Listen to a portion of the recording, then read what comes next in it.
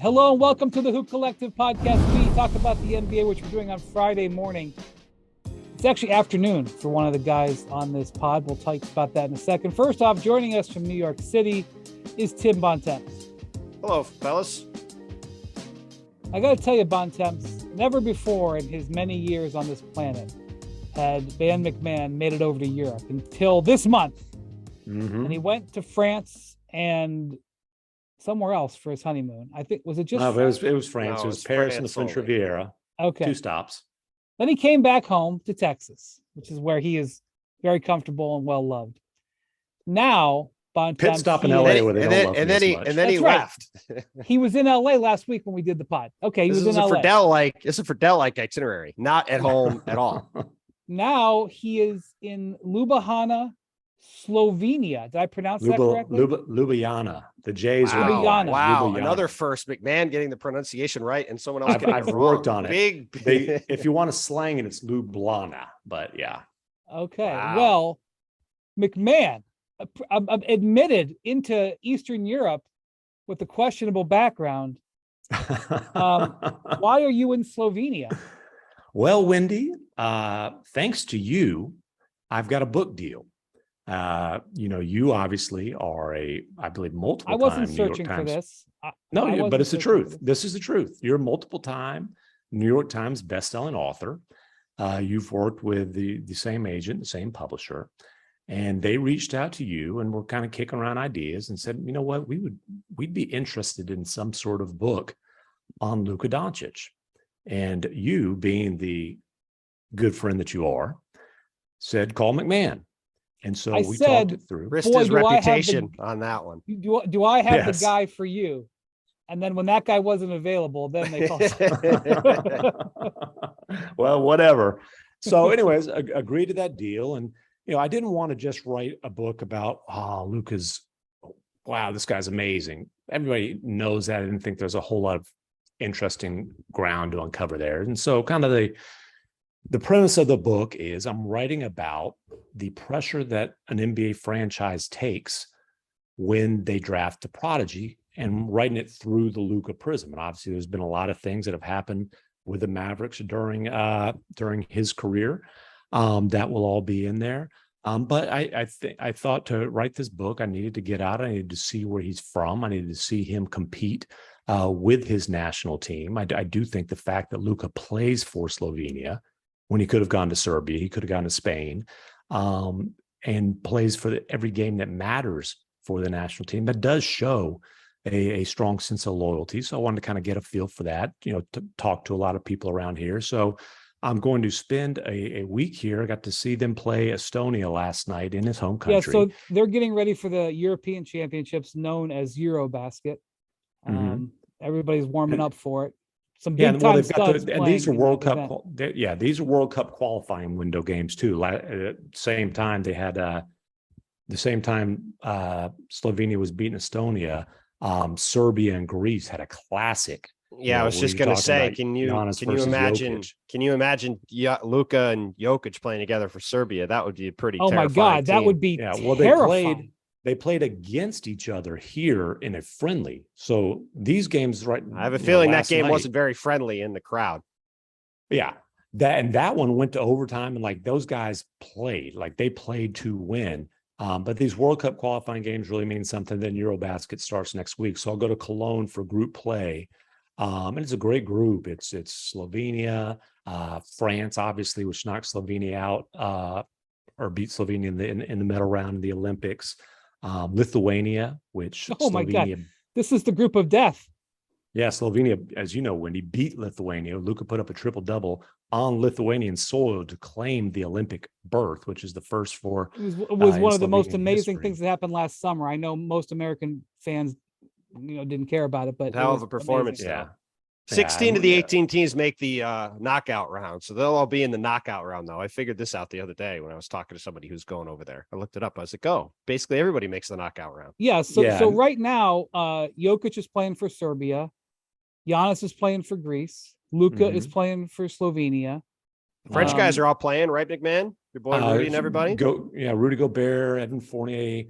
I'm not sure about all of them, but certainly those two guys who have been, they're stars on this. Did you know the during Americans France's played emergence. a game in World Cup qualification yesterday? If you can tell me who they played, I will give you one full Hoop Collective point credit. I do. A currency I just not. invented. I have absolutely no clue who they would have played yesterday. The Americans played Uruguay and were victorious. They I are would now, think so. Big win. I believe they are now 6-1 in World Cup qualification in the windows. This is a really yeah. I actually got this wrong. It's 4 out of 6 teams in each group make it. This is a really tough group. France, Bosnia, Lithuania, Slovenia, Hungary, and Germany. There's 5 legit teams there, including Germany. I don't love Hungary's odds. No. Everybody else is legit though. And somebody as good is not going to make it out. Yeah, and I'm really looking forward to that. I'm going to obviously last night Estonia is not quite competition, then Slovenia kind of was sleepwalking early in the first quarter. Estonia is actually leading. This kid, he's got he plays for Arizona, actually, a kid named Kerr Kriska. He's a smallish guard with a peach fuzz mustache and goatee, had like a shoelace headband. He ended up leading Estonia in scoring last night, but he came off the bench.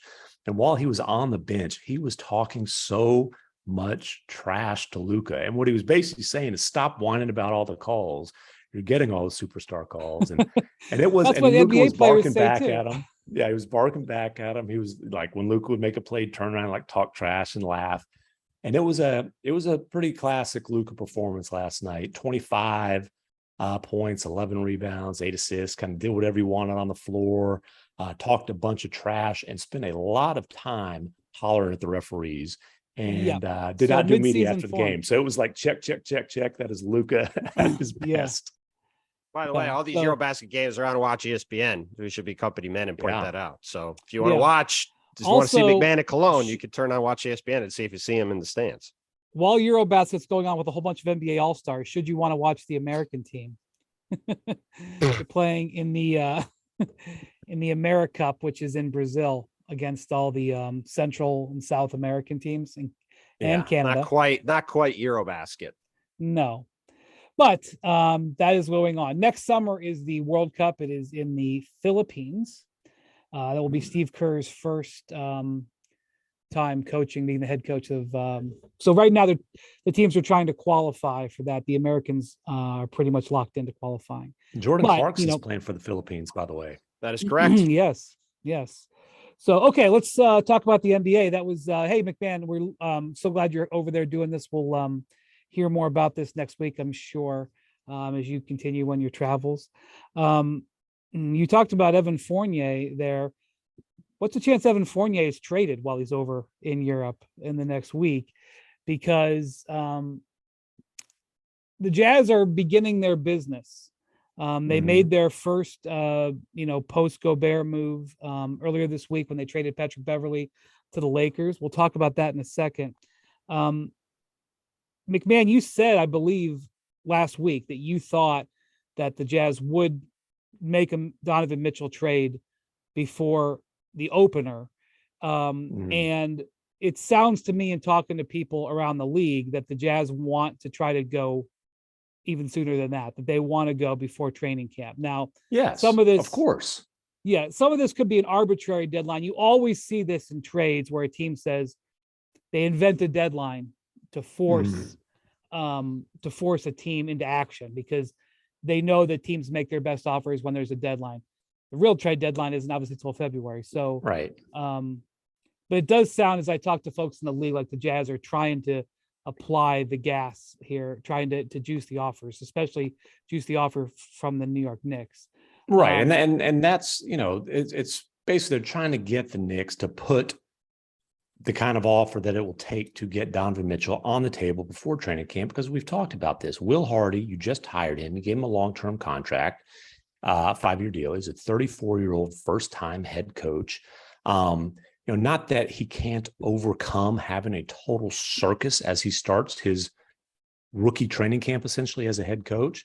But man, that would be certainly less than ideal to throw him into that kind of a situation, as opposed to, okay, everybody understands this franchise is just starting a rebuild, and give him a chance to lay the foundation without having the dominant storyline being the Donovan Mitchell drama. Well, look, more importantly than that, they're trying to win 16 games and be in the best position possible to get Victor Wembanyama. And to do that, having Donovan Mitchell on the team is not going to help with that. So it's part of why Patrick Beverley got traded yesterday.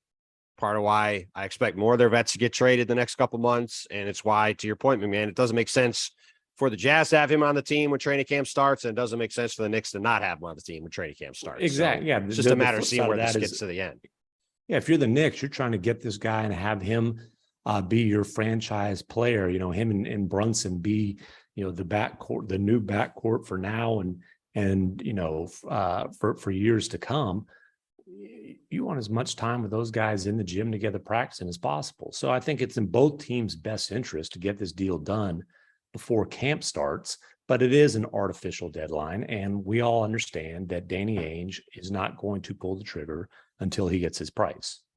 So to me, if I'm in the Jazz front office, I am trying to get as many unprotected Knicks picks as I can get in this trade. Now, I know that there's other picks that they have. They have picks that they got from Oklahoma City on draft night that are protected first-round picks. The Knicks actually own the Wizards draft pick and control when the Wizards can make the next trade, because the Wizards have a pick that they traded to Houston that has protections on it. And when you have protections on this is the pick from the John Wall deal that Oklahoma City got in the Alperen Şengün deal, and now went to the Knicks in this draft. And for the Osman Jang deal, if you want to. Yes, and then they have the Washington pick, and then they have the Detroit pick that I think originally went to same Houston to OKC. I think that's originally from like Trevor Ariza. They have 3 extra picks besides theirs. One of them is also Dallas's pick. Dallas is this year, which is top 10, so you can expect that one to be. The other 2, I think you're going to have to wait on because the protections de-escalates. Right, but the chances of that pick being a lottery pick of those other 3 picks are much farther out. So correct. Like, again, you can, I know that people are focusing on the number of picks. How many picks in total can the Knicks offer? But the reality is the quality of those picks matter, because one unprotected Knicks pick in the right year can be worth all 3 of those protected picks. So that, to me, Bontemps, is what the Jazz are trying to do here. And what they're trying to pull out of the Knicks is many. They can trade up to 4. That's what they're legally allowed to trade. That's what they're going to want. And so that, to me, is the basis. It's not the only thing that's going on in Donovan Mitchell talks, but that's the basis of what's going on here.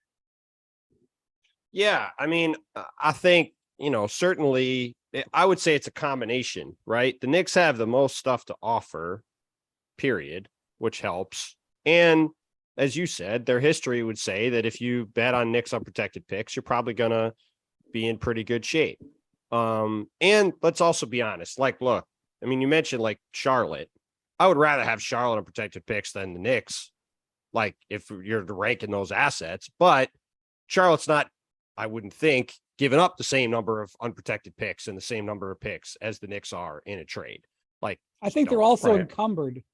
Well, they are, but even encumbered. let's say they give up 3. If they gave up 3 unprotected firsts in the future, I think Utah would probably do that, because there's a good chance that is going to be a disaster in Charlotte down the road if they make that trade, because Donovan's probably not going to stay there.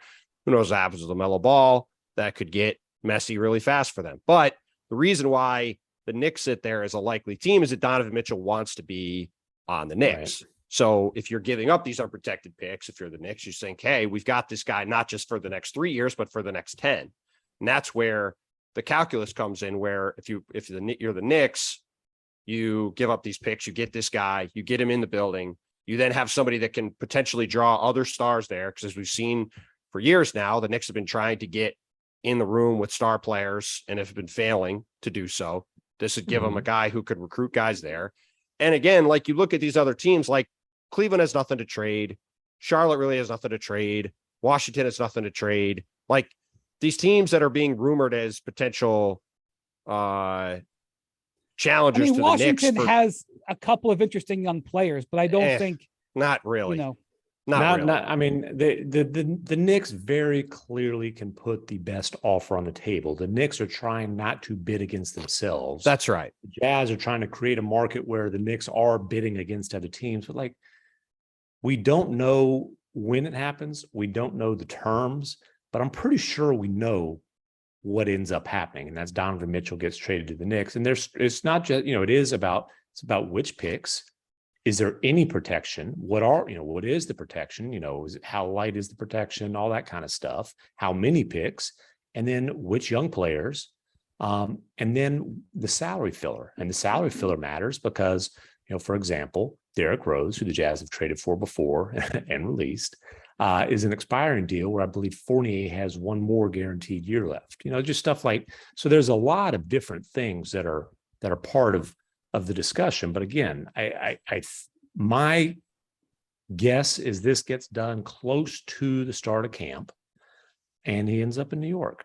Let's look at remember the deal that the Jazz made for Gobert. Mm-hmm. They weren't very focused on the players that they were getting back. In fact, the players they were getting back, they're already beginning to retrade.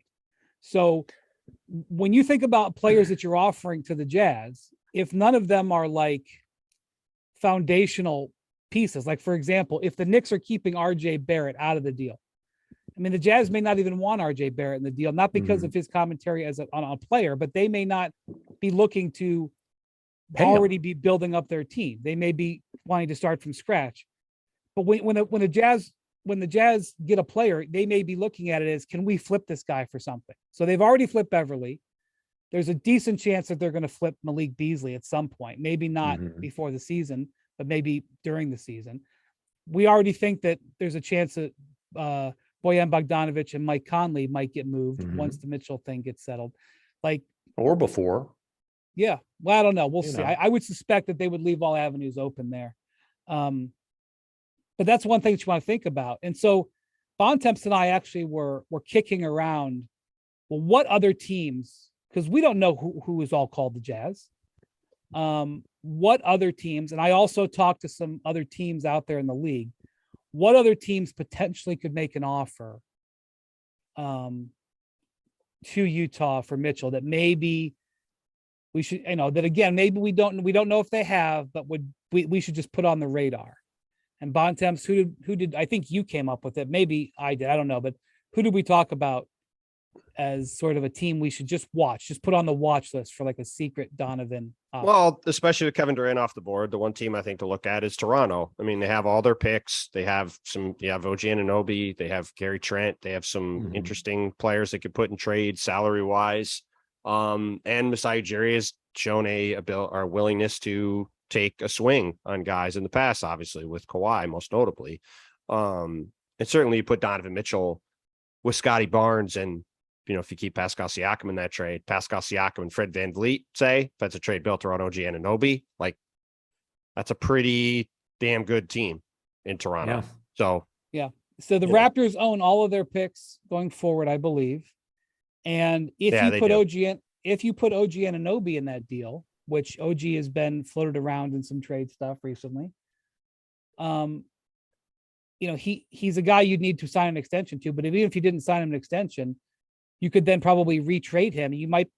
We just saw DeJounte Murray go for 2 firsts. I know that OG isn't got the resume of DeJounte Murray, but if you're the Jazz, you could maybe think that you might be able to trade OG Anunoby for 2 firsts, maybe not an unprotected first, but that's part of the calculus that I think the Jazz are looking at is if we get players in this draft, can we move them onward?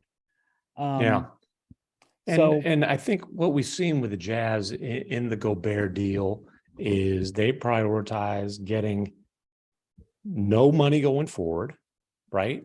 All the picks in the world, and then taking flyers on young guys who are on rookie deals, Vanderbilt, Bomaro. Certainly the Knicks have, several of those guys who would be intriguing. Again, Barrett would be, you have to pay him, and Anunoby, got to pay him. I'd say it's like Anunoby and Gary Trent. Gary Trent's already paid. But, as you said, maybe they can turn around and flip those guys in that scenario. But again, I just think for what the Jazz have basically told us they want with the Gobert deal, the Knicks are the perfect match. Yeah. Okay. So speaking of trading for young players, they traded for a young player this week in Taylor Horton Tucker, who is still only 21 years old. They do the Beverley deal. I think there will be a market if/when they decide to move Bojan Bogdanovic and Mike Conley and Malik Beasley. I think there will be multiple teams interested. I don't know how many teams were interested in Patrick Beverley, but the Lakers obviously were there.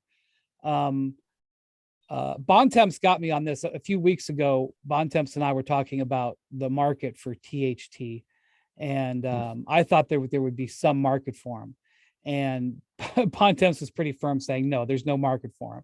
What THT shoot from 3-point range last season? 26.9%. What did he shoot the year before 27. from 3-point range? 22 or something. 28.2%. Oh, yeah. All right. He's a really good player for what we think the Jazz are going to be doing, and that is trying to develop guys and losing a lot of games. Leap of games. Look, if you need the ball in your hands to be effective offensively, you have to be really damn good to be a effective NBA player at this point. Yeah. If that's your role. And Taylor Horton Tucker is an intriguing. Well, listen, he's an intriguing player. He's got, he's 6'4", he's super long. He's got potential as a good defensive player.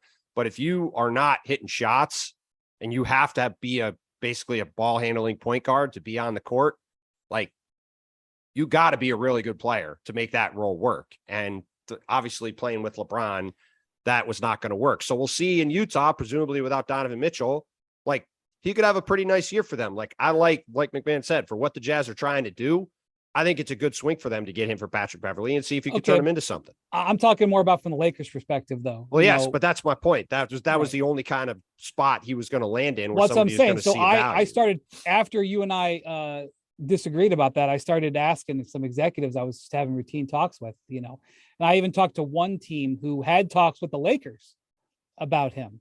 And he just said, yeah, he just doesn't have much value, and so he's overpaid on that contract. He's not a $10 million, $11 million player. Well, this is one of the things I was thinking about. He's got been nice if the Lakers had paid Alex Caruso that contract instead of. All right, we're not going to go. Tucker. Yeah, we know they could have traded him for Kyle Lowry. That's, in retrospect, it can get even worse than that. But no, for the Lakers, I really think this deal was all about the potential of a Pat Bev, Russell Westbrook backcourt. I think those guys are really going to mesh well. I think that the chemistry is going to be great. It's instant chemistry. I think it's going to be kumbaya. And, the happy times are here again in Lakerland. I'd forgotten till after the trade, the Beverley holding his nose last year while playing. Dude, the Lakers. that is, so this goes all the way back to Rockets Thunder. Yeah, I was going to say all the way back to when he banked Russ's knee. Russ had to get I know how long it goes back. I had just forgotten about the hold the nose thing right to his face last year. So I've you guys will remember the old Pat Bev be tricking y'all. Remember that? Oh yeah. So I was the one who asked that question, and obviously I tweeted it. That tweet blew up the other night, which is however many years old. And it was funny. I asked because Pat Bev, I thought he did a good job when he was guarding Harden in that game, but I asked the question because I was being a total, agitator, and I knew Russ. You were being you. You were being Patrick Beverley. I had the sharp stick and I poked Russ and he delivered on that one. But no, I mean, obviously that was when he said that he's just running around out there, right? Isn't that what he said? Yeah. He's tricking us. He's just running around out there doing nothing. He doesn't play defense, all that kind of stuff. Which is actually, I was going to say that's more true than it isn't a lot of the time too. It also describes Russell Westbrook's defensive approach, and it always has been. So yeah, he's not always running around. But no, I would say that I think it's certainly reasonable to believe that this further increases the odds that Russell Westbrook won't be on the Lakers roster. Like, you can't have those guys on a team together. And by the way, you couldn't have Russ on that team anyway. So I said increases. I don't know if it's dramatic because I think it was certainly headed that way. But I like the addition of Pat Bev for the Lakers. I mean, he's a total maniac, but that team could use a total maniac. And, he does set a tone. And listen, Pat Bev is certainly excellent at patting himself on the back very loudly and demonstratively. But he's right. When he goes to teams, they get better. When he goes to teams, they make the playoffs. When he goes to teams in Minnesota, which couldn't sniff the playoffs, they have a play-in championship parade. Play-in championship parade. I'm a scores table. Come on, baby. And the Lakers, that was wild. The Lakers are due for a play-in championship parade. That's how they weren't able to get in there last year. So if they win the play-in this year, Pat Bev's going to jump on that table. I bet you LeBron will be right next to him. Really, I think LeBron would really appreciate a play-in championship at this point. Yeah. Well, hey, that's one thing he does not have in his resume. That resume is full, but play-in championship that's an empty spot in the trophy case. You're right. That's true. I mean, listen, to me, this trade said two things. For Utah, it said they were open for business in terms of trading these guys, including Donovan. And they were going to get this show on the road and start getting this roster ready for training camp. And for the Lakers, this combined with with LeBron signing that extension last week, to me signals that, as McMahon said, it's time to move on from Russ and to get some more pieces on this team. Because now you have LeBron and AD and Patrick Beverley. And if Kendrick Nunn resurfaces, you have Kendrick Nunn as a potential NBA player. And that's 4 NBA players on the team. Well, you're totally disregarding full taxpayer mid-level signing Lonnie Walker IV. Yeah, I mean, to this point, he has not really been a good NBA player. He's been a pretty bad NBA player who I think we can all guess why he's on the Lakers. Did you mention needs a new nickname, Austin Reeves? No, that's a fair point. I didn't mention him. He's another guy who can play. But the bottom line is they've got 4 or 5 guys who you think can maybe play. They need 2 or 3 more guys. And the way they can do that. The question is it worth throwing both picks in to get Buddy Hield and Miles Turner? 2 guys who I think certainly you look at this roster now. I think you can argue that those guys would be really good fits. I mean, if you've got Pat Bev, Anthony Davis, and Miles Turner, I think you've got the makings of a pretty solid defensive team.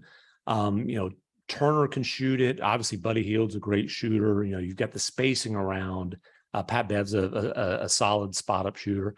You've got the spacing around LeBron and AD. I mean, if you get those 2 guys, I'm not saying I think the Lakers are, vaulting to the top of the Western Conference, but I certainly think that's a solid playoff team at the least. Now, is that worth 2 picks? I don't know about that. I mean, that's a legitimate team. Like the Lakers going into this offseason didn't have a legitimate team around LeBron and AD.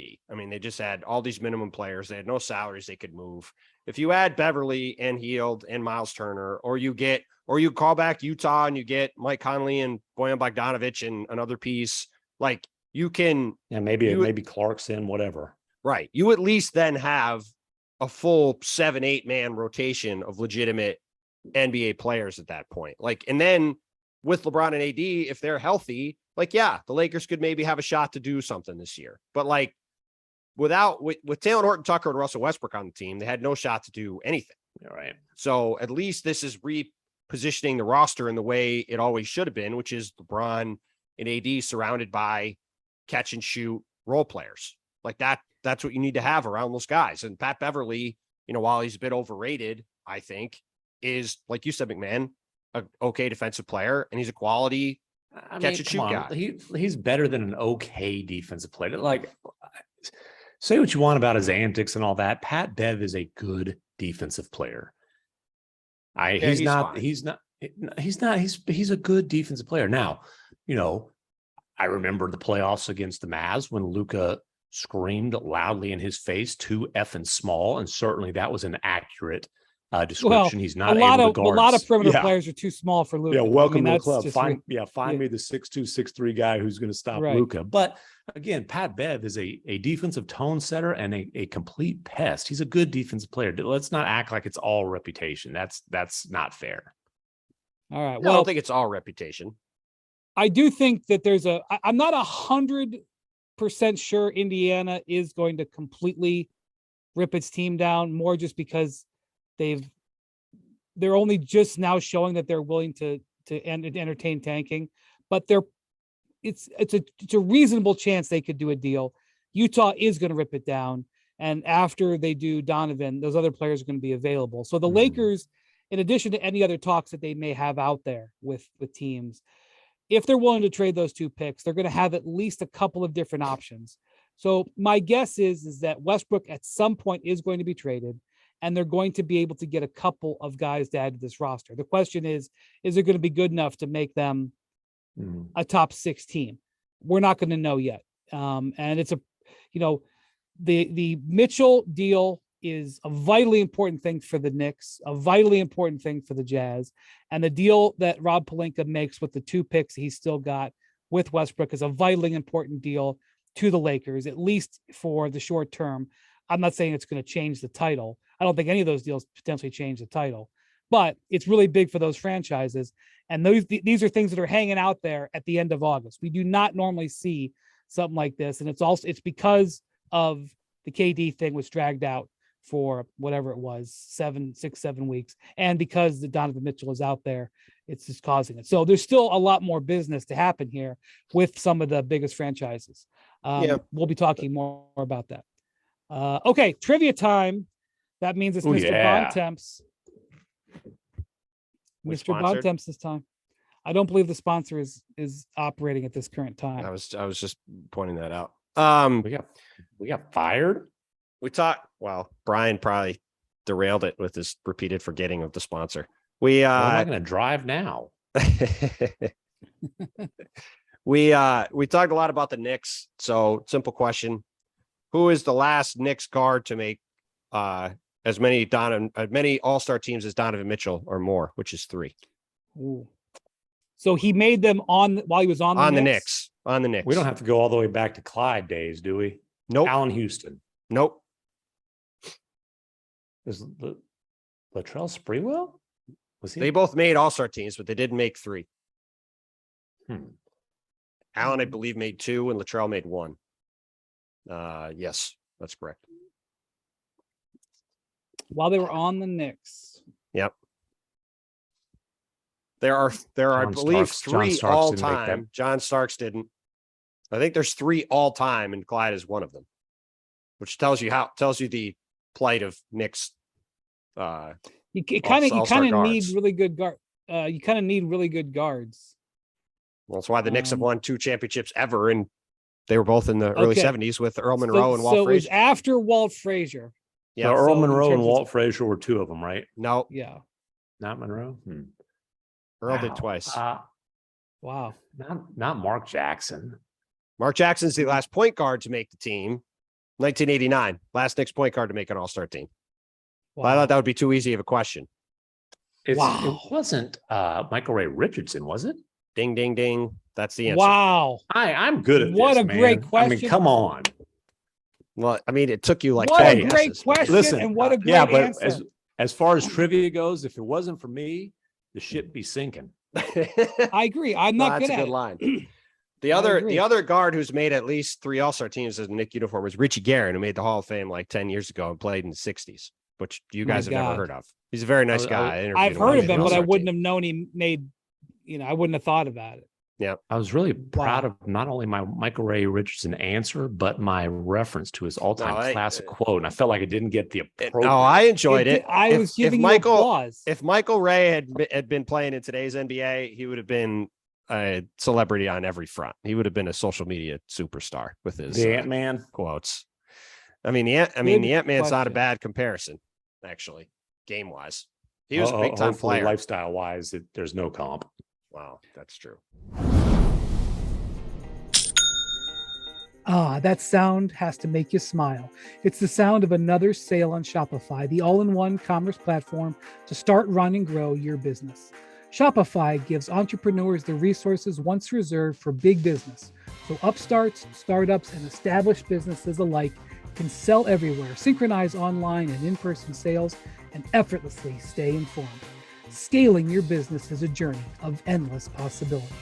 Shopify has the tools and resources that make it easy for any business to succeed, from down the street to around the globe. Reach customers online and across social networks with an ever-growing suite of channel integrations and apps, including Facebook, Instagram, TikTok, Pinterest, and more. Synchronize your online and in-person sales. Gain insights as you grow with detailed reporting, conversion rates, profit margins, and beyond. More than a store, Shopify grows with you. This is Possibility, powered by Shopify.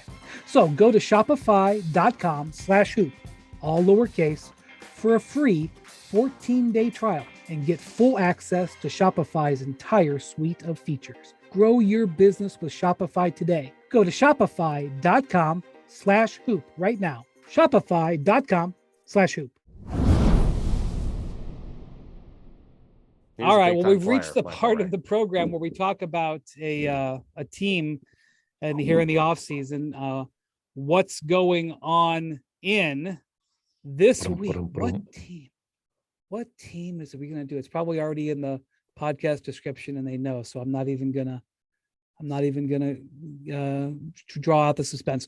What's going on in Brooklyn? And here's the caveat that we're going to have here. We're going to do something revolutionary for what's going on in Brooklyn. We're going to talk about basketball. We're going to talk about actual on the court Brooklyn Nets basketball, not with drama. with the caveat that there will be drama. This team, if we're playing a video game, I really like the roster. I think we can win a bunch. There will be drama. You have and we'll talk about it when it happens. Never happy and tried to fire when it happens. It's continued. Oh, by the way, I know, but that's not the point of the segment. We're talking. He's about already gone off the rails. We're talking about this team on the segment court. be sinking. This segment be sinking. The team on the court. That beautifully written statement, co-signed by Boardroom. Kevin Durant, very active on Twitter, never slapped a retweet on it. Did reply to Pat Beverley, basically saying, well, thanks for holding up the whole league. Anyways, on the court, fine, let's do it. Let's pretend that we think that Kyrie is going to be available on a consistent basis. Let's pretend. I, for the record, think he's going to be this year. That would be a bold prediction. Got a lot to prove. He gets injured a lot. It's already problematic that he's injury prone, but it's the non-injury absences that are what concern you. But okay, well, let's assume that he's going to play 60 games. Mm-hmm. That's not unreasonable to be healthy for the playoffs. We'll say 60 and be healthy for the playoffs. Same with KD. Royce O'Neal was the original prompt for the old fingers firing and what's going on in Utah, that trade. But that's a win now trade. Royce is a solid defensive player. Part of the problem in Utah is he was by far their best perimeter defender and was overmatched a lot of times, either size-wise or quickness-wise. But he's a solid defender who offensively is only going to shoot open threes and move the ball. So I think that's a really nice fit with two ball dominant guys. Joe Harris is a wild card coming back from the ankle surgery, but again, they've got a lot of shooting around KD and Kyrie. If Joe Harris is healthy, O'Neal's a good 3-point shooter. Yeah, I don't want to just move past that. Okay, Joe Harris. Now, granted, he had 2 surgeries, and this is one of the things as you talk about the Nets basketball. They got 3 of their top 6 players, 7, depending on how you want to rank them, who are coming off surgery. You got Ben Simmons, you got Seth Curry, and you got Joe Harris. Joe Harris coming off 2 surgeries. But having said that, just roll out the lineup of Seth Curry and Joe Harris with Ben Simmons, Kyrie, and KD, assuming they all play. Big assumption, I know. That is a potentially unstoppable offensive lineup. Joe Harris, career 3-point shooting, 44%. Seth Curry, career 3-point shooting, 44%. Guess what he shot on 3-pointers after he got traded to Brooklyn last year? 47%. That was a small sample size, but just 47%. Put the ball in Ben Simmons' hands and surround him with those 4 guys. Good luck guarding that team. Well, hold on. I'm not saying they're going to stop anybody. You say put the ball in Ben Simmons' hands. Okay, let's, for the sake of discussion, skip right over where's his head. Sure. A super athletic player undergoing back surgery, you can't just assume he's going to be the same explosive sort of athlete. What happened to Dwight Howard after he had back surgery? Listen, Guys whose game is based in, primarily on just elite explosive athleticism, back surgery is a massive red flag. Fair. On top of a pile of red flags. No, I agree. That's why I said at the beginning, it's a big assumption. But let's think about for a second if those 5 guys are on the court together. That's the best offensive lineup in the NBA by a significant amount. You know how Brett Brown used to dream, and he like challenged Ben Simmons to like, can you make or shoot 1 3 a game? He just wanted him to shoot 1 3. Mm-hmm. The Nets could say to Ben Simmons, Ben, we don't care if you ever take a shot outside the paint. Right. We're going to have you with the ball and surround you with 4 of the best shooters in the NBA, probably 4 of the 10 best shooters on the planet. And you can just attack the basket. You're one of the best creators of 3-point shooters in the league, or 3-point shots in the league. Dribble in, kick out, open threes. Or go down to the post. So, I was going to say, and work out of the post. He's 6'10". Or you know what? Set a screen and roll to the basket. Well, listen, you can do that too. If you think they're just going to hand Ben Simmons the ball and KD and Kyrie, oh, cool. Hey, Ben, we're open. If you see us, Pat, no, those guys need the ball in their damn hands too. Yes. What are you talking about? I mean, I'm not saying he would have the ball in his hands exclusively and they would never touch the ball. The point is, if you have Ben Simmons on the court with those guys, you're obviously best off with him initiating the offense. And then Kyrie's playing off the ball. You tell Kyrie that. You tell KD that. Well, but here's something else. That was what James Harden was doing with the Nets. Oh, and that worked out wonderfly. He was just happy as could be. Well, but I'm not worried. I'm not worried about their offense. I'm worried. What did we pound away on them throughout the last season? And while everybody knees were knocking, afraid to play them in the playoffs, we kept saying over and over, they can't stop anybody. Well, of course. I mean, that remains. Man, you're right. I don't know. Maybe Ben Simmons is not going to be able to move like he did before. That's fair. This guy can defend 1 through 5. If healthy, Ben Simmons is absolutely an elite defensive player of the year candidate, kind of defender. And Royce O'Neal is a plus. He's a plus defender. Player. Yeah, I mean, he's got to be better than he was last year, but he should be. Yeah, he had a rough playoff series for sure, but no, he's a plus defender who spaces the floor and is not going to be complaining about touches. That's for sure. Nick Claxton is a player that they paid to keep. He's a nice option to have, certainly, as your more traditional rim protecting, rim protecting, rebounding, athletic. Finishing type of guy. They're very slight inside. They have no size inside. If they go up against, even if they go up against Boston with the size Boston has inside, they go up against Philly. Obviously, they go up against Milwaukee. You say they have no size, but they can throw out a lineup that has 6'11", 6'11", 6'10". Yeah, but it's by the way, the 6'10" with KD. Yeah, the 6'10" with KD isn't. I think he's taller than that, but whatever. But yes, they have tall guys, but they don't have size. Yeah, they have no bulk inside. Yeah, it's too bad DeAndre Jordan already signed with the Nuggets. Tristan Thompson. I can't believe they didn't give him $40 million again. Jeez. Well, and Tristan stinks. Like Tristan stinks. He's not a basket defender. No, he at this point just isn't good. Like that, he would not help them. He would be like them signing DeAndre again. I know, but giving them some months to find a center, it wouldn't, No, I mean, look, it's your point is fair, but it's not catastrophic. If you're trying to fill any hole in the NBA today, it's finding a center. Like there's more centers than any other position. They can find some size. I'm just saying, if you look at their team, they don't have much.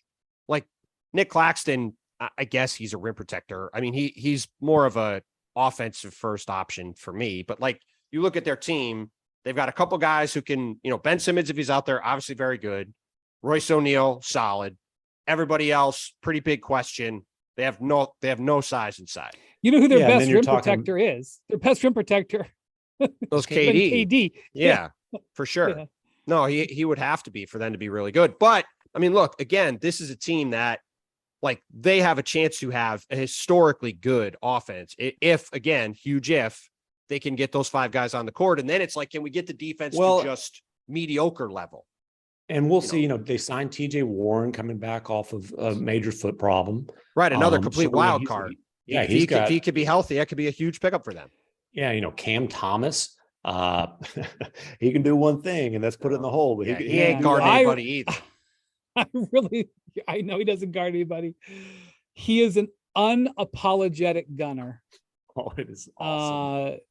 One of the clips of the summer was Cam Thomas being asked at Summer League about working on passing more. And Steve Nash said, you're working on rolling passing his more. eyes.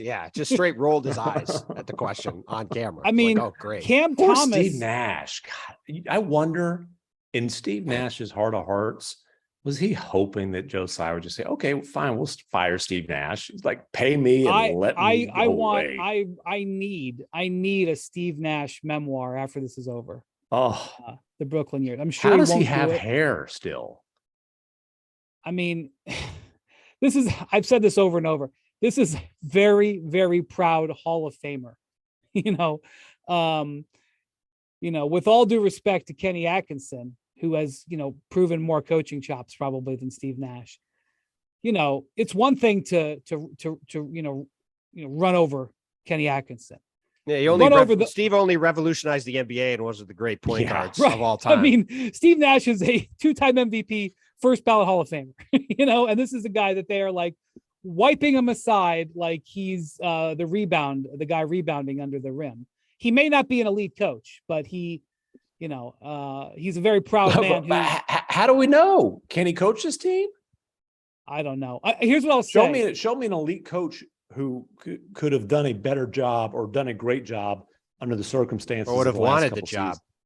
Well, I was stunned when he took it. I mean, I remember having conversations with folks when he took it and saying, why would you want this? And people saying, no, this is the type of job that if you were sort of on the fence about coaching, you would want, because you have a chance to win. You don't have to you're not going to a team, you're not Will Hardy, who's got to somehow take scraps and build it up. I'm like, okay, well, good luck with this operation. But now I've seen in the NBA where a star player has sort of, in this case, Durant nakedly asked for him to be fired, and the whole world knows it. I mean, I've seen at times in the NBA where a player behind the scenes has pushed the coach towards the ledge, and the coach gets backing from the ownership and front office, and it emboldens them. I remember somebody compared this situation. I don't remember who it was. I saw something this morning where somebody compared this to what happened with the Heat in 2010. I was the one who said it. Oh, you were the one who said it. Well, there you go. I teed you up without even knowing. I thought it was somebody who was smart. I just remember when the Heat go to 9-8 and LeBron bumps Spoelstra, and within a couple of days, in Dallas, Chris Broussard writes this story that says LeBron would like Riley to replace Spoelstra. Subsequently, we've heard the stories that LeBron didn't exactly go and say fire Spoelstra, but LeBron was passively aggressively pushing in that direction. And so I remember coming to the first practice after that Broussard story, thinking, the Heat were very sensitive about everything at that time. And Eric Spoelstra looked like he grew 2 inches from the last time I saw him. Shoulders back, head high, completely embraced the situation. Completely asserted control. I was genuinely wow. He is, this is a guy who was, now, if it happened today, of course, the guy's one of the most accomplished coaches in the league. At the time, I remember being really surprised. And that was because he was told by Pat Riley, you're going to be my guy. Yeah. Yeah. At the time, he was a guy who looked about 26 years old, the ex-video coordinator. Currently, he looks like he's 32. It's ridiculous. But I mean, certainly, he wasn't a big name. He's got a legendary coach upstairs. You can understand where LeBron who's already come down out of the front office before. Yeah, won a championship. Right, when the star player wanted him to do it. Right. So, like, granted, it's more likely that once a coach is undercut by, Stan Van Gundy got undercut by Dwight Howard famously. He's like, well, he's been trying to get me press fired. conferences. Agree. Oh, more here's often Dwight. than Hey, not, you guys go talk to him. Ask him. See ya. right. But what was happening last year, as we know, and we don't, by the way, we don't have to have sources said. Kyrie came out and said, yeah, Kevin and I run the franchise. That's the footing that they were on, in the spring. And so now they've gone for Nash's throat. Nash has been backed by ownership and management. If he's ever going to have a chance to succeed, it's going to be now, because he's going to walk in there and go, you can't get me out of here. You tried and you can't get me out of here. Well, now right. we're going to do things this way. Now, it doesn't mean it'll happen. For the sake of accuracy, Kyrie didn't say they ran it. They said they co-manage it with Joe Tsai and Right. Sean Marks. Wait, was somebody left out of that comp? Oh, Steve Nash. Yeah. I mean, listen, the Nets went into this offseason determined to not have things be the same as they've been the past 3 years next season. And to their credit, they have been successful to this point in doing that. They had power struggles with both their star players, Kyrie over his contract, Kevin over getting traded. They won them both. They're both on the team. Now we'll see. Now, obviously, it's a temporary win. I didn't say they won. I didn't say they won the war. There's not a final on the scoreboard. No, it ain't 0-0-0. This very well could be a mission accomplished banner that isn't quite the mission accomplished. But as of now, looking at the situation, the Nets have gotten out of the summer what they wanted. They've reset the balance of power a little bit. They have a lot more say in what's going on there. And to your point, Brian, they have a chance to come in with a very talented team, have these guys on the court, and potentially be really good. Now, are they perfect? No, they have real flaws, but they got a lot of talent and they have the ability to be a really, really good team if these guys actually play and they could find a way over the course of the season to fix some of these holes that we've talked about. But I hope that we actually get to see it, because I think it will be a very fun team to watch. And, they've got a chance again, like I've been saying for 2 months since all this stuff started, they've got a chance to be really, really good if they can get that 5-man unit on the court, because I think that's the single best 5-man offensive unit in the league right now. I also want to say, in terms of talent, where do they rank in the East? Just in terms of talent, I think probably, I was thinking about this the other day. I think probably third. I think they're right Boston, around Milwaukee. I think Boston, because to me, as good as they are talent wise, part of talent is availability and dependability. And you can't quite put Brooklyn in the same category as Boston and Milwaukee, even if you just are laying it out talent-wise, because that's part of it. But I do think they're right there with Philly ahead of Miami, in that if those two teams at least have the potential, if everything comes together right. James has posted again on social media yesterday about how much he's been working this offseason. Like, he does look clean. Those teams have the potential to jump into that group, but they have to show me they could get into that group. Whereas Boston got to the finals last year, destroyed the Nets in the first round with Katie and Kyrie healthy, by the way. And Milwaukee obviously won the title 2 years ago, and I think would have won the title last year because Middleton wasn't hurt. So, yeah, I think they're tied for third with Philly, but in striking distance. I mean, I don't know where Steve Nash was. I don't know if, because a lot of times players and coaches spend time in LA. I don't know if he's back in New York. Steve Nash, and I don't know if he'll ever answer this, and I don't know if I'll ever get the chance to ask him. I don't know if he'll ever write that memoir, but Steve Nash, after publicly have his job called for, a man who doesn't need this job for anything, his legacy is secure, come in to meet with Kevin Durant last week. I don't know if he had to fly from New York. Can you imagine that? Like, come get and take a 12-hour round trip travel. Now, maybe he was in LA and he just had to drive down the 405. But if he was in New York or if he was in Canada and he had to fly all the way to LA to go meet with this guy who publicly wanted his head chopped off, I think it's remarkable. I mean, Sean Marks too, but Steve is the guy who's more on the firing line. And is the guy who has to deal with them day in, day out. Right. I actually think this is all overrated, that part of it. Jesus.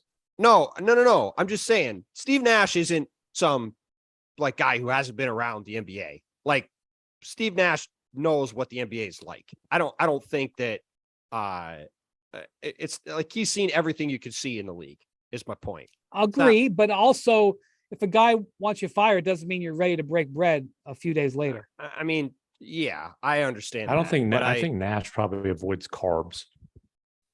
I know the guy. I'm sure The he guy's does. practically at his playing weight. I'm sure he does. All right.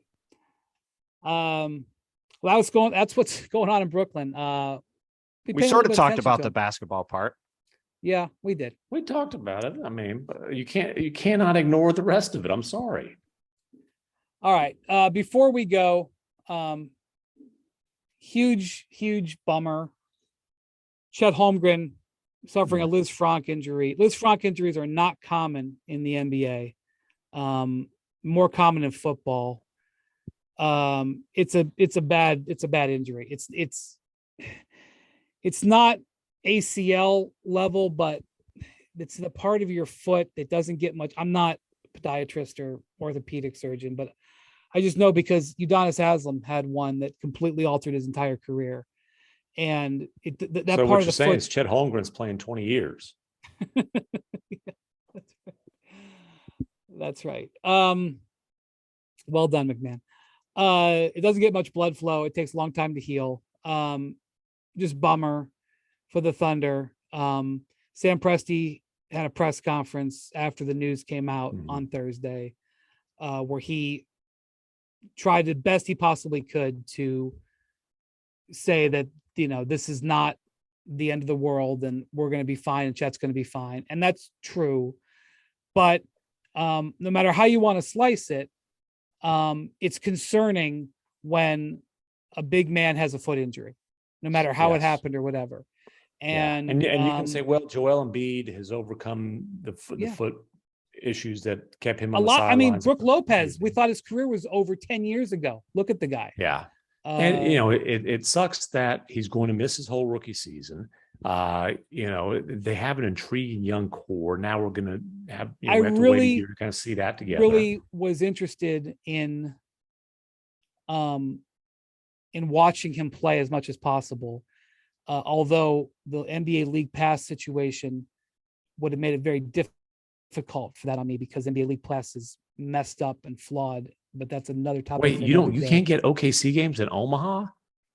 No, it is technically the Golden City on the market. Hill is in like 4 markets, so he can't see. How many damn NBA teams claim Omaha? You can't see Minnesota, Detroit, or Oklahoma, or Denver, or Oklahoma City, Detroit. right? Denver, Minnesota. By the way, I'm like 800 miles from Denver. Anyway, that's another topic for another day. I was extremely excited to watch him play.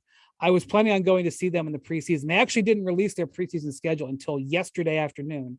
And I was flicking their organization. When is your preseason schedule coming out? When is your preseason schedule? The NBA schedule has been out for 2 weeks. Anyway, I was so excited. I really wanted to go see him in the preseason. I've never seen him play in person. So big bummer. I'm not sure that this really changes the Thunder's trajectory. I don't think that the Thunder were going to win 37 games. And now that Holmgren is out, they're going to win 22. I don't think he was that valuable to their win-loss. Very rarely do rookies make a difference. I don't know, man. I think he might have been. Very rarely make a difference in win-loss. Well, he's not a typical rookie, and that the stuff he does is sort of like, he's more of a connecting guy than a guy who's going to have the ball in his hands a ton to begin with. On top of that, look at their 2 guys. They've got 2, Gilgeous-Alexander and Giddey. They've got 2 guys who can make the offense go. Yep. Lou Dort's part of that core. They've got some other young talent. Like, it's an intriguing team, and like this long rebuilding process. This was the year I felt like they could make, if they chose to, start to be competitive, and maybe that still happens. But I was excited to see Holmgren play too. He's such a, like you say, he's a kind of a defensive cleanup guy. He's got some offensive skill. He can step out and shoot it. There's, just a lot to him. He's so unique. Well, and the other thing is they have no bigs on the roster. Like that's why I think he potentially could have had a really big impact on their team. Right. Like, they don't have any bigs. you take him out of the mix, like they basically got like Mike Muscala and JaMychal, and they bought out JaMychal Green when they traded for him. Like Derek Favors, I think still there. Yeah, he might still be on the team. Like they have nothing inside. Like I'm looking, they have Derek Favors. Yeah, and then they've got like, they've got Mike Muscala and nothing really else. Like they were planning on him playing 30 plus minutes a game every game, and that's just gone. Well, if you want one of our colleagues, I'm not sure they have said this publicly. Maybe they have, and I don't remember. But one of our colleagues recently was watching Chet in a pickup game in LA, where Embiid was in the pickup game, and just blocked Embiid several times, including on a 3-pointer. Wow, that's now, interesting. Embiid also got some victories, got some W's in that matchup. I was going to say, I bet you Embiid had a little success on the block. Yeah. So, but like, apparently nobody who watched that run was like, who left without saying, wow, this Holmgren is a real difference maker on the court. You got to know where he's on the court at all times. And obviously, I mean, it's not like people haven't seen him play. So, that's what you're looking forward to if you're a Thunder fan. Like, okay, maybe you don't win that many more games, but look, we just talked last week. Bontemps and Pelton didn't have them in the tanking tier or whatever you called that tier. Bontemps draft positioning tier. Yeah, it's a draft. They're in it now. They're in it now by default, and that's. I mean, there's two things about this that I think are relevant. One is that everybody has now started saying, "Oh, well, the Thunder shouldn't have drafted this guy." I got a bunch of texts about this yesterday. Oh, this guy's always going to be hurt. What was this team doing? Like, this guy had no injury history. This is a freak injury. Yeah. He's not the only guy. And the concerns were more like, can his body withstand the wear and tear and the pounding? Not, is he going to hurt his foot? Right. I mean, obviously, like you said, Brian, it's always scary when a big guy has foot injuries. We've seen a lot of big guys have lots of foot issues, but this is not somebody who's had a history of injuries. Like Zion Williamson, go back to high school, had a history of injuries. Like, it is not stunning that he has had injury issues in the NBA. Other guys have had long-term injury issues that have followed in the NBA. This guy is not one of them. So I think it's been unfair that people have said that. The other thing is, to McMahon's point, I think Shai Gilgeous-Alexander is the most underrated player in the NBA right now, because he's been on this team that has been basically, doing its best to position itself for the lottery the past couple of years, and is just completely off the map. And at some point, when is this guy going to look around and be like, I'm in my third or fourth, I think is his fourth year, or fourth year in Oklahoma City. He's in Oklahoma City. Yeah. Yeah. This is his fourth season. Fourth year already. It's his fourth year. He's on his second contract. I forgot we had 3 years and 2 years. I forgot we had 3 seasons and 2 years. So he's in his fourth season in Oklahoma City. Like, at what point is he going to look around? I know he just started a new extension, and I'm sure they're not going to be anxious to move him. But at what point is this guy option in that? No. But at what point is this guy going to look around and be like, I'm on this team where we just continue to win 23 games and nobody knows who I am and we're not going anywhere? Like, it'd probably be in his best interest for them to stick it out one more year and try to get Victor or Scoot Henderson on the team, and then have a completely loaded team going forward. Yeah. But at some point, if I'm him, I'm looking around going like, what am I doing with my career right now? I know, but I think when he signed the extension, he knew that was a possibility. Right. Well, of course. I mean, yes, obviously he was going to take a max extension, which is basically what he got. But he got it with no player option, which, that's something where if he wanted to make that a sticking point, he might have been able to. Nah, I don't. Maybe. I mean, listen, it was after Donovan Mitchell got his player option. Just a fun little thing is you're having your conversations with scouts and coaches, executives, so on and so forth. Just ask them, hey, Shai Gilgeous-Alexander or Donovan Mitchell, who would you rather have going forward? You're not going to get consensus. Oh, definitely not. I would rather have Shai personally. He's 6 inches bigger. But if you think about like if you ask the common, or the casual fan, like, For We're sure. talking about one guy's a much bigger name. It's just a matter of one guy's and Donovan. The one thing that Donovan has had proven some pretty spectacular, humongous performances on big stages. Yeah, in the Donovan's playoffs. won. He's had Donovan's some been massive in the scoring. playoffs, right? And the other guy has been, like I said, he's been Mr. Irrelevant in the NBA among really good players. Like he's just completely off the map. Nobody talks about him at all. Well, the thing is, and I'm not saying that this is what the Thunder are going for, but like when you look at what the Thunder are doing, especially in the fact that they've now been handed some injuries, like with, the Embiid injury, the Thunder, I'm sorry, the Sixers didn't know, they didn't draft him with a broken foot, did they?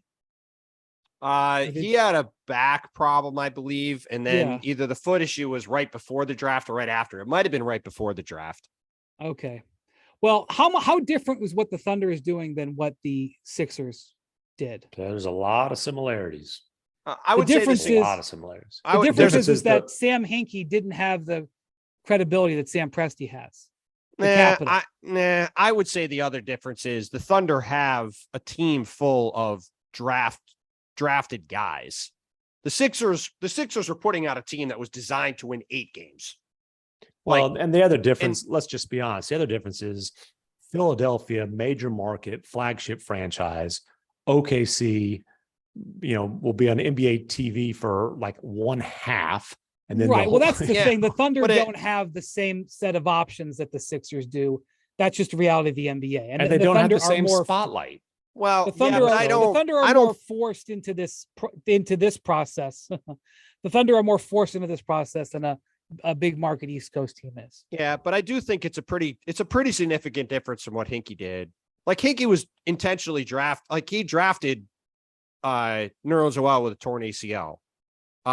He had a team full of guys that were basically, G League players that, they were churning through 100 guys and they found a couple guys, like they found Robert Covington that way. They found TJ McConnell that way. They found NBA Christian players. Wood they had for 15 They had Christian Wood for 5 minutes, but that was what they were trying to do. The Thunder have a roster basically of all guys they've drafted and are all, a lot of first round picks. And like some of them aren't going to work, but they are built. They have a team full of guys they have some investment in that they are. So I do think it's significantly different, even if the general theory of it is the same. Well, and the other thing is the Thunder were the Thunder were forced into it, right? Paul George went to them and said, I want to be traded. Russ quietly was saying, hey, get me the bleep out of here too. Right. And they did that. They got Gilgeous Alexander to build around the Paul George deal, went about collecting picks and off they go.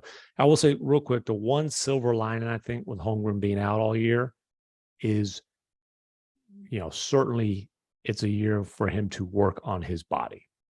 I don't know how much he can fill out, but it's a year where he can solely focus on getting healthy from the foot and working on his body, which, maybe that does end up benefiting him down the road. All right. Well, thank you for listening to Hoop Collective. McMahon, enjoy Slovenia and then I guess Germany maybe by next week. Thank you, Bontemps. Thank you to our producers, Jackson and Bruce, and Andrea as well. And we will talk to you. Everyone have a good weekend. Adios, amigos.